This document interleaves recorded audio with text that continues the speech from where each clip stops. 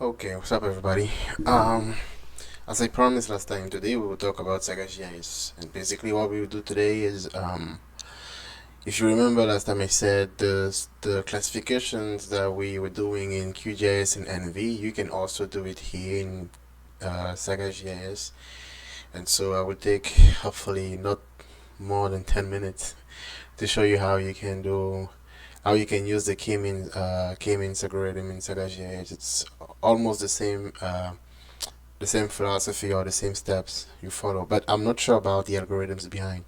So I'm not going to say those are implemented the same way, but it's supposed to be the same idea, the same concept. So see you in a few seconds.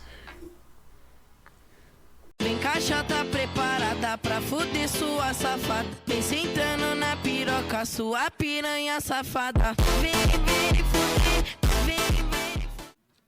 So here we are, and like I said, today we won't keep it really simple, and I will just quickly show you how you can run classification here in. Maybe I should start a new session. How about that? Maybe I should start something new. Is there a way to start a new section here? Maybe a new project. Okay,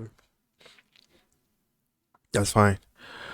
So I will go ahead and load the data. I mean the picture or the image that I used last time, and that's the one that you were just seeing before.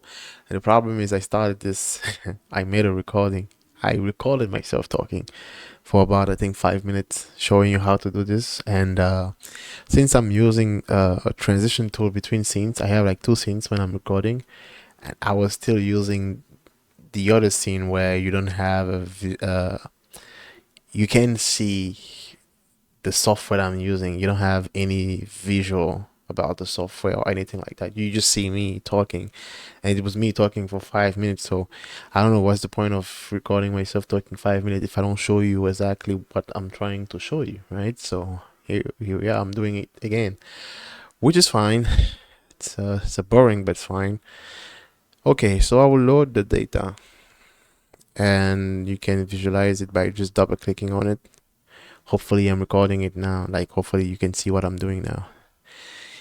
And the next thing you want to do is to go here, click on geoprocessing, and go to imagery.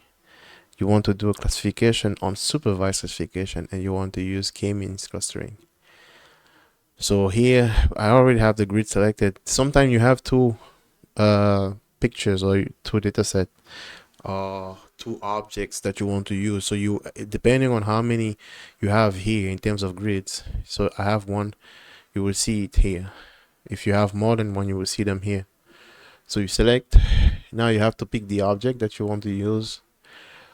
Over here I just want to use this picture, but if you have, for example, Landsat images and you have like 5 bands, you can select them all. It's not a problem. And you want to create the clusters, of course. We don't want to use any predefined cluster set here. The method, you can select iterative minimum distance or hill climbing. Maybe I can take another video to explain what these methods are, but for now I'll just select hill climbing and 7 clusters.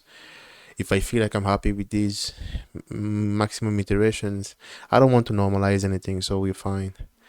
I will just press OK, and I should have my cluster here. So now you can visualize it by just double clicking and select new, because it's a new layer that you want to display on the window, and boom, you have your cluster.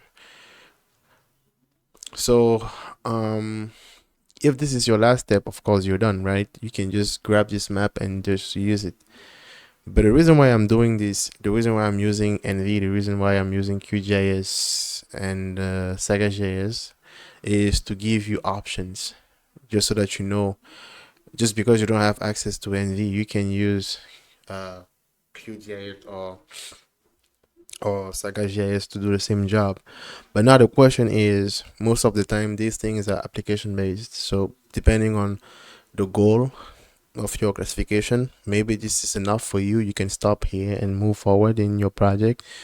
Or maybe this is not enough for you. Like maybe there is an additional step or some additional steps that you want to take from here to get a result that you can use in your project. So depending on those information, maybe you want to use QGIS, or maybe you want to use NV, or maybe this is enough. And the thing is, for example, this one, I don't think SAGA GIS is giving you any options in terms of editing a map. Even if you have those, I'm pretty sure those are going to be limited, because I think the concept behind SAGA GIS is just processing more than map editing.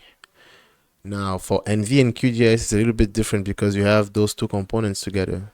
But the problem is QGIS doesn't have some of those toolbox where that you have in NV. Even in NV, I don't think you have some of the tools that you would have in SAGA GIS. Like you don't I don't think you have kriging in NV. I don't think so. Maybe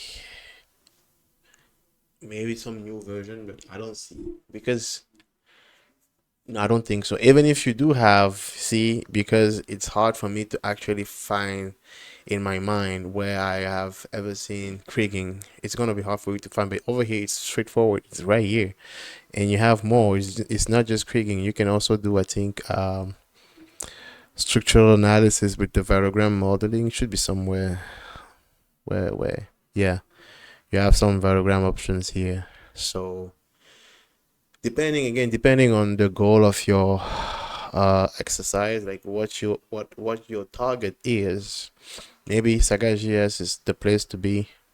Maybe if you want to do something more like processing, editing at the same time, NV is the place to be. But remember, NV is a proprietary software, you have to pay to have it. And so maybe finally QGIS is the option in the middle, where you can have plugins and you can have map editing options and stuff like that. So it depends.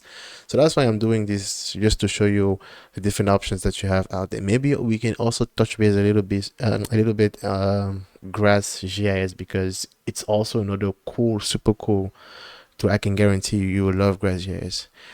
Grass GIS is now on the other side, like you have a little bit of processing there, but it's more like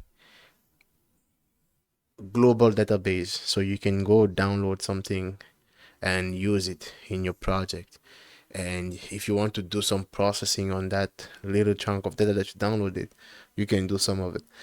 But the concept is, now you have access to some online servers where you can grab some data and use it.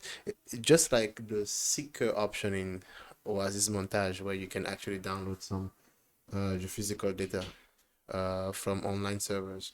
Anyway, we will cover those things like progressively, right? And just keep in mind that we're doing this just to give you options, just so that you know where you can go if you have something specific that you want to do. So, right. See you next time.